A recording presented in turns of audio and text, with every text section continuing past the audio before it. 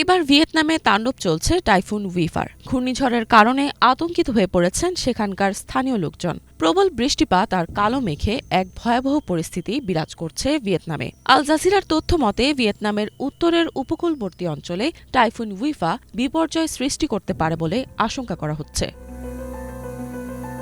এদিকে ঘূর্ণিঝড়ের প্রভাবে ২১ জুলাই ফিলিপাইনে প্রবল বৃষ্টিপাত ও বন্যার দেখা দেয়। এ সময় অন্তত ৫ জন নিহত হন, বাস্তুচ্যুত হন হাজার হাজার মানুষ। প্রবল বৃষ্টিতে উপচে পড়ে মারিকিনা নদীর পানি। ফলে ম্যানিলা এবং আশেপাশের এলাকাগুলোতে স্কুল ও সরকারি অফিস বন্ধ রাখা হয়।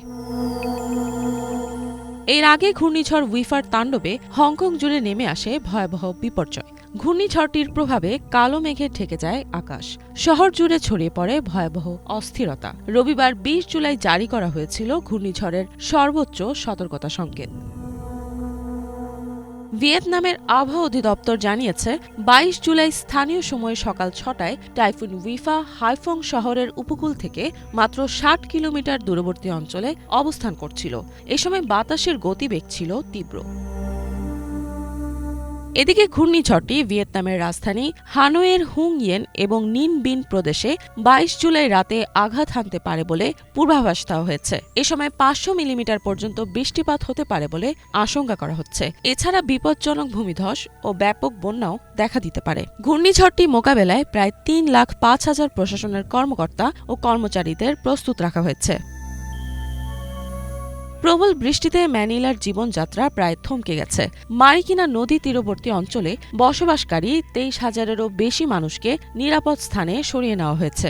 এছাড়া কেজন এবং কালোকান শহর থেকে আরও ২৫,০০০ মানুষকে নিরাপদ জায়গায় স্থানান্তর করা হয়েছে।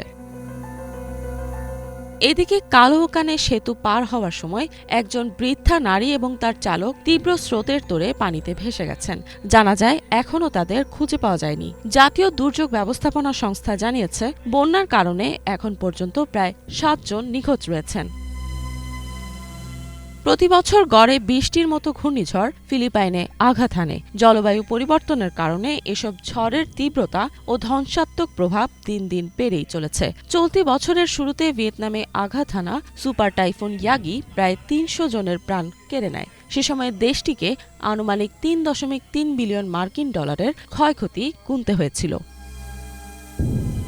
ইফাত জাহান, বাংলাভিশন।